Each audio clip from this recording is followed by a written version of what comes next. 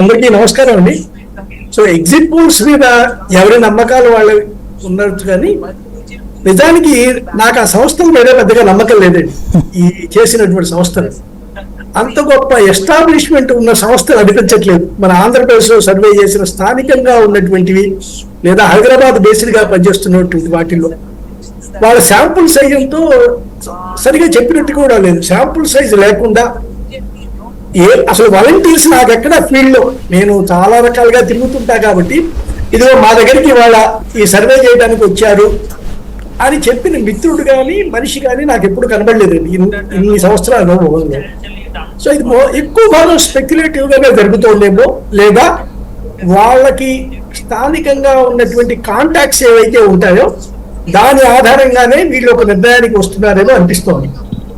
కాబట్టి ఎవరి నమ్మకాలు వాళ్ళకి, ఇప్పుడు శర్మ గారి నమ్మకం శర్మ గారిది, సుహాసిని గారిది కానీ చౌదరి గారిది కానీ వాళ్ళ నమ్మకాలు వాళ్ళకి. కానీ ఒకటి ఏంటంటే ఈ ఎగ్జిట్ పోల్స్ పక్కన పెట్టినప్పటికీ కూడా మనకు క్షేత్రంలో స్థాయిలో చూసినప్పుడు మాత్రం ఈ వైకాపాకి వ్యతిరేకత మాత్రం కనిపిస్తోందండి. సో గ్రామీణ ప్రాంతాలలో మా ఓట్ బ్యాంక్ స్థిరంగా ఉంది అని శర్మ గారు చెప్తున్నారు. అయితే గ్రామీణ ప్రాంతాల్లో నేను ఇంటర్వ్యూ చేసినటువంటి ఆడవాడు చెప్పింది ఏమిటంటే, మాకు ముందుగా డబ్బులు ఇచ్చి మా చేతిలో చేయనేయించుకున్నారండి, మేము కొంచెం మదన పడుతున్నాం ఈ పార్టీకి వ్యతిరేకంగా వేయడానికి, వేయగలమా లేదా ఎలా వేయాలి అని.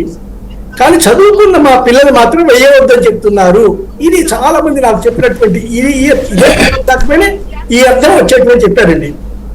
అది కనుక వాళ్ళు నిజంగా కట్టుబడి కనుక, అంటే మనకేదో మేలు జరిగింది, ఈ పథకాలు అమలయ్యాయి, మనకి ప్రతి నెల కూడా మొదటి తారీఖు మనకు తలుపు తట్టి ఈ పింఛన్లు ఇచ్చారు, ఈ నమ్మకం మాత్రం ఉందండి. కింద గ్రామీణ వాతావరణంలో ఉంది, గ్రామీణ మహిళల్లో బాగా ఉంది. సో అది అందుకోవడం వల్ల మనకేదో మందులకి వాటికి సరిపోతున్నాయనేటువంటి విషయం.